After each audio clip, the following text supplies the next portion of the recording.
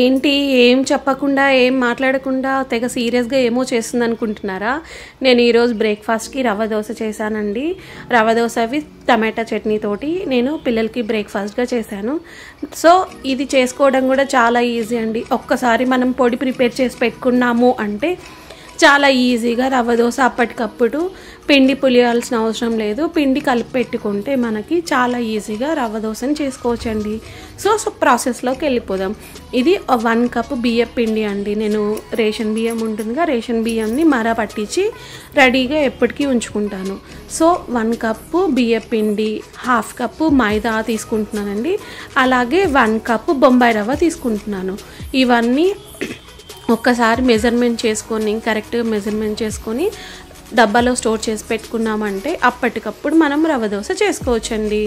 అలాగే 1 to 2 table spoon శనగపిండి వేసాము అంటే రవ్వ దోశ విరిగిపోకుండా చాలా బాగా వస్తాయండి. హోటల్ రవ్వ దోశ స్టైల్లో వస్తాయి అన్నమాట. సో అందుకని 2 స్పూన్ల శనగపిండి, అలాగే తగినంత ఉప్పు, అలాగే కొంచెం జీలకర్ర వేసేసి 1 స్పూన్ తోటి అన్నీ మనకి ఈ పొళ్ళన్నీ మిక్స్ అయ్యేలాగా బాగా మిక్స్ చేసుకొని రెడీగా పెట్టుకోవాలండి. ఇలా రెడీ చేసుకున్న వాటిని మనం స్టోర్ కూడా చేసుకోవచ్చు అనమాట.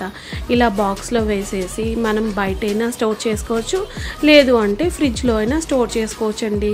ఈ పొడి మిశ్రమం రెడీగా ఉంది అంటే మనకి పిల్లలు ఎప్పుడన్నా మాకు దోశ కావాలి అన్నప్పుడు దోశ పిండి మనకి రెడీగా ఉండదు కదా, అలాంటప్పుడు ఇలా రవ్వ దోశ పిండిని మనము రవ్వ దోశని వేసియొచ్చండి మన పిల్లలకి. ఇలా ముందే ప్రిపేర్ చేసి పెట్టుకున్న పొడిని మనకి కావాల్సినంత క్వాంటిటీలో ఇలా పౌడర్ తీసుకోవాలండి. ఈ పౌడర్ తీసుకొని 1 కప్పు పౌడర్ తీసుకున్నాము అంటే దాదాపు 1.5 కప్పు వాటర్ సరిపోతాయండి. మనకి ఇది పూర్తి గట్టిగా ఉండకూడదు అనమాట. ఈ రవ్వ దోశ మిశ్రమం అనేది జారుడుగా లిక్విడ్గా ఉంటేనే మనకి రవ్వ దోశ క్రిస్పీగా వస్తాయండి. ఇలా ఉండలు లేకుండా 1 కప్పుకి 1.5 కప్పు నీళ్లు తీసుకొని గంటెతోటి కానీ లేకపోతే మనం చేతితోటి కానీ ఈ మిశ్రమం ఉండలు లేకుండా బాగా మిక్స్ చేసి పెట్టుకొని ఒక 10 మినిట్స్ వదిలేసేయాలండి. వదిలేస్తే మనకి రవ్వ దోశ బాగా రెడ్డిష్ కలర్లో బాగా క్రిస్పీగా వస్తాయి అన్నమాట. సో అరగంట వదిలేసేయాలి, నాననివ్వాలి. తర్వాత అరగంట సేపు నానిన తర్వాత మీకు చూపిస్తున్నానండి.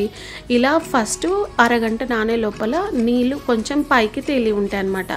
మళ్ళీ ఒకసారి గంటతోటి మొత్తం ఈ మిశ్రమం అంతా కలుపుకొని మనము చూసారా ఈ గ్లాసు జారుడుగా అనమాట. నేను రవ్వ దోశని గ్లాస్తో వేస్తానండి, గంటతో వేస్తే సరిగా రాదనమాట. సో నేను అందుకే గ్లాస్తో వేస్తాను.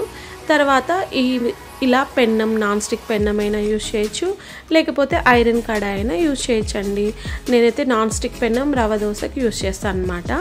తర్వాత బాగా వేడెక్కాక కొంచెం ఆయిల్ వేసేసి ఆనియన్ తోటి రుద్ది ఇలా గ్లాస్ తోటి రవ్వ దోశని వేసేసి వెంటనే ఆయిల్ కానీ లేకపోతే గంట పెట్టి తిప్పకూడదండి. సలాకితోటి 1-2 నిమిషాల తర్వాత మనం కొంచెం ఆయిల్ వేసేసి ఈడ సైడ్స్ అన్నీ ఫస్ట్ ఒక్కసారి పెన్నం నుంచి అటుపక్క ఇటుపక్క అంత సైడ్స్ అన్నీ ఒక్కసారి ఇలా అనేసి తర్వాత రివర్స్ తిప్పి మనం ఫ్రై చేసుకోవాలండి దోశని.